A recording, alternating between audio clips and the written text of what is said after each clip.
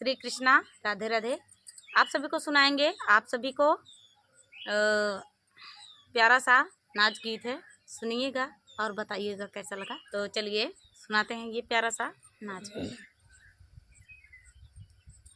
कोयल बिना बगिया सुनी सुनी लागए, कोयल बिना बगिया सुनी सुनी लागए, कोयल बिना बगिया सुनी सुनी लागे, कोयल बिना बगिया सुनी सुनी लागे, कोयल बिना बगिया सुनी सुनी लागे, कोयल बिना बगिया सुनी सुनी लागे। अरे मात पिता बिना मैं का सुना, मात पिता बिना मैं का सुना, बिरन बिना सावन सुना सुना लागे, बिरन बिना सावन सुना सुना लागे, बिरन बिना सावन सुना सुना लागे, बिरन बिना सावन सुना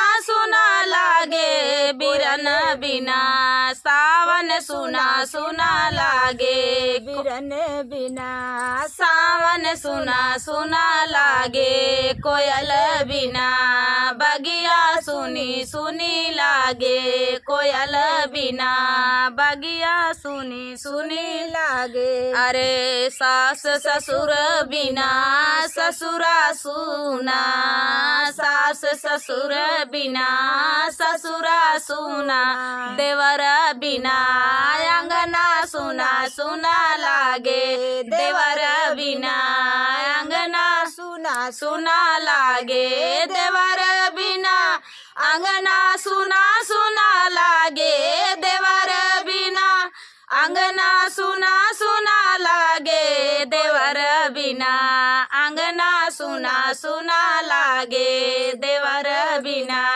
अंगना सुना सुना लागे, कोयल बिना बगिया सुनी सुनी लागे, कोयल बिना बगिया सुनी सुनी लागे।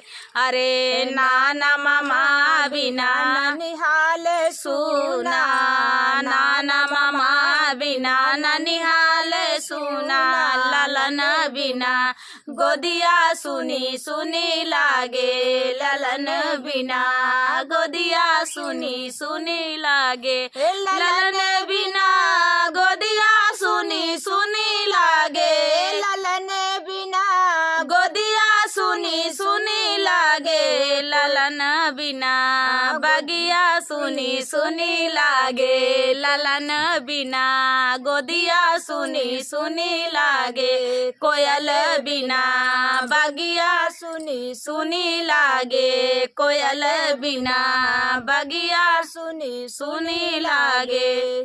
तो दोस्तों ये प्यारा सा गीत, नाच गीत आप सभी को कैसा लगा कमेंट में बताना दोस्तों। चलिए तब तक के लिए मिलते हैं नेक्स्ट वीडियो में, तब तक के लिए नमस्कार।